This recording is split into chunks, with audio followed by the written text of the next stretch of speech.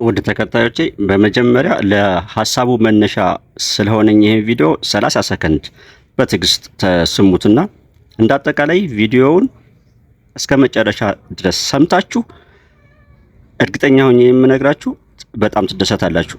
ካልተደሰታችሁ እስከ ዛሬ ሰብስክራይብ አድርጋችሁ ከሆነ አንሰብስክራይብ እንድታደርጉ ቃል እገባላችኋለሁ። ሰብስክራይብ ያላደረጋችሁ ከሆነ ደግሞ ሰብስክራይብ እንደምታደርጉ እርግጠኛ ሆኜ ነው የምነግራችሁ።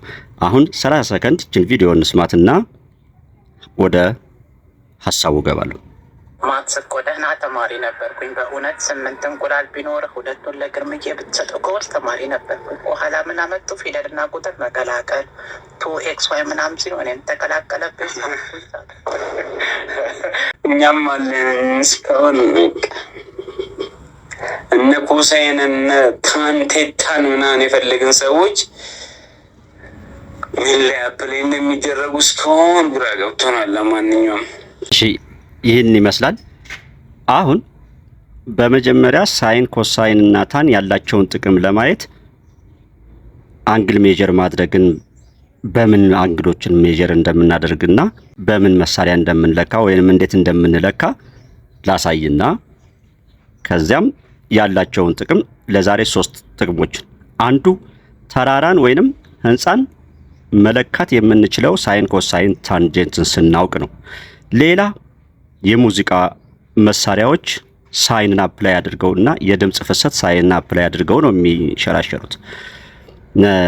ሌሎችም እንደዚህ አብረን እንጨምራለን። ኤኒዌይስ በመጀመሪያ ምን መሳሪያ ያስፈልገናል፣ ምን ቅድመ ክራይቴሪያ ያስፈልገናል የሚለውን አንዴ በዚህ ቪዲዮ እንና እንመለስ። እዚህ ላይ የምንመለከተው እንግዲህ በዚህ መሳሪያ እንዴት እንደምንጠቀም ነው።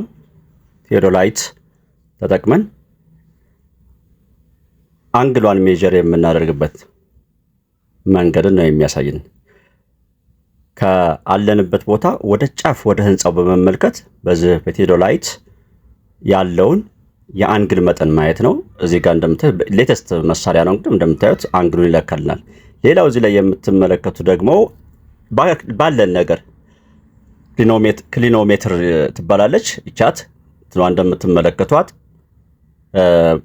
አንግሏ በዚህ በክሊኖሜትር ወደ ላይ ስንመለከት ስትሪንጓ ይቻት እዚህ ጋር ከ90 ዲግሪ ላይ እንቀንስና የምናገኛት ቨርቲካሊ ስላለች ማለት አድርገን አንግሏ እናገኛለን። ኤኒዌይስ ሁለቱም መንገዶች አንግል ኦፍ ኤሊቬሽን ይባላል። አንግል ኦፍ ኤሊቬሽን ማለት ይህ ሆሪዞንታል ላይን አለ፣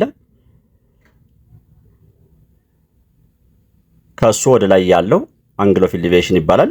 አንግል ኦፍ ዲፕሬሽን ወርታች ያለው ነው። እዚህ ጋር የምትመለከቱት ያው በተግባር አሁን ክሊኖሜትርን ስንጠቀም ነው። ያት ስትሪንጓ ፈጠን ያደረኩት ስለዚህ ነው። ስትሪንጓ ወርታች አለች። ስለዚህ ይህ ሰው አሁን ምን ያደርጋል ማለት ነው? ከታች ገመዷ አለች ተንጠለጠለችዋ። በቀጥታ ሄደን ወደ ህንጻው ጫፍ ላይ መመልከት ይሆናል።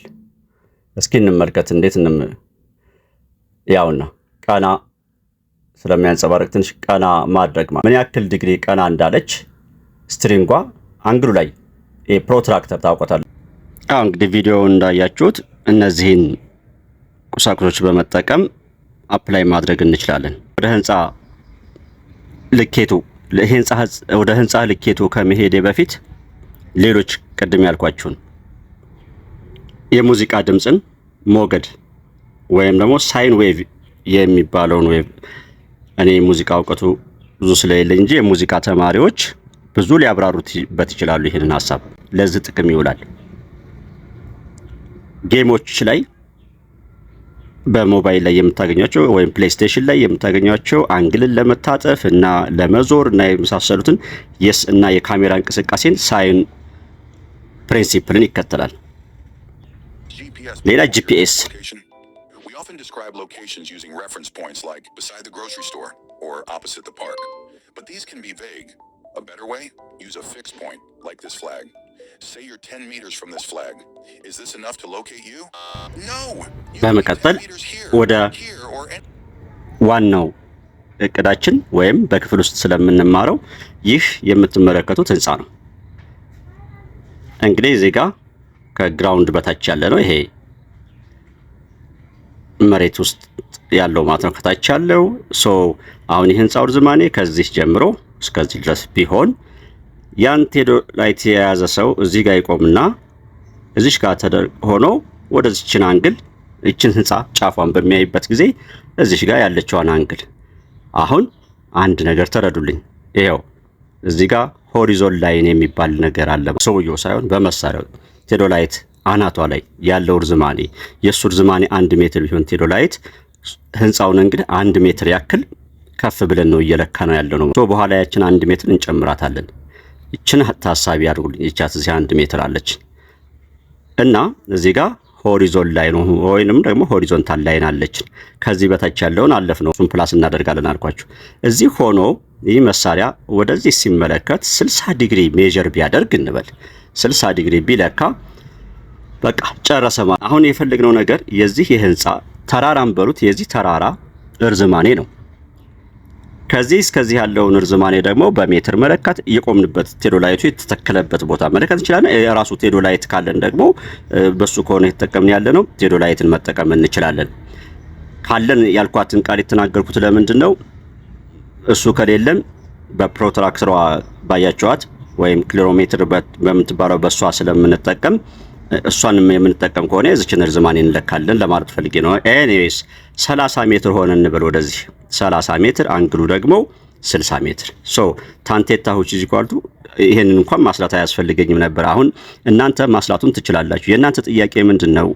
ከቪዲዮ እንደተረዳ ነው ማስላቱን ሳይሆን አሁን የፈለጋችሁት እዚህ ጋር ማስላቱን ሳይሆን ጥቅሙ ምንድነው ነው እንጂ ከተነሳውበት በዚሁ ላሳይ ብዬ እንጂ ስለ ማስላቱ አይደለም። ኤኒዌይስ ቀላል ስለሆነች ታንቴታዎች እዚህ ቋልቱ ኦፖዚት ኦቨር አጀሰንት ነው። ታን 60 ቴታ 60 ስለሆነ ያለን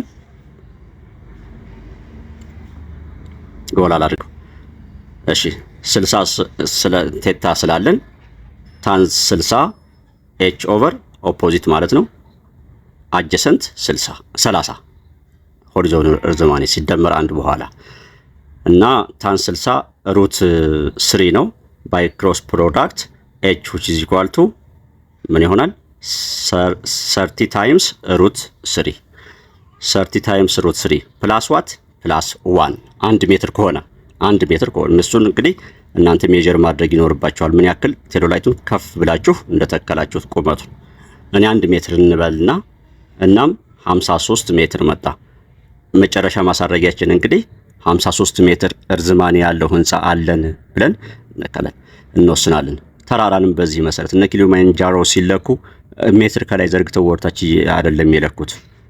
ይሄን ይመስላል። እጅግ እንደተደሰታችሁ እርግጠኛ ነኝ። ቃል በገባ ነው መሰረት ተበሳጭታችሁ ከሆነ አንሰብስክራይብ እንድታደርጉ ፈቅዳለሁ። ተደስታችሁ ከሆነ ደግሞ ሰብስክራይብ አድርጉ። መምህር መሐመድ ከማሜ ማትስ ዩቲዩብ። ማሳሰቢያ ተማሪዎች ብዙ ጊዜ ትምህርቱን እየቀፈፋቸው የሚማሩት ምንድነው ያለው ፋይዳ የሚለው ስለሆነ አንድ ጊዜ በተለያየ ጊዜ ሐሳቦች ሲነሱ የምጭናቸው ቪዲዮዎች አሉ።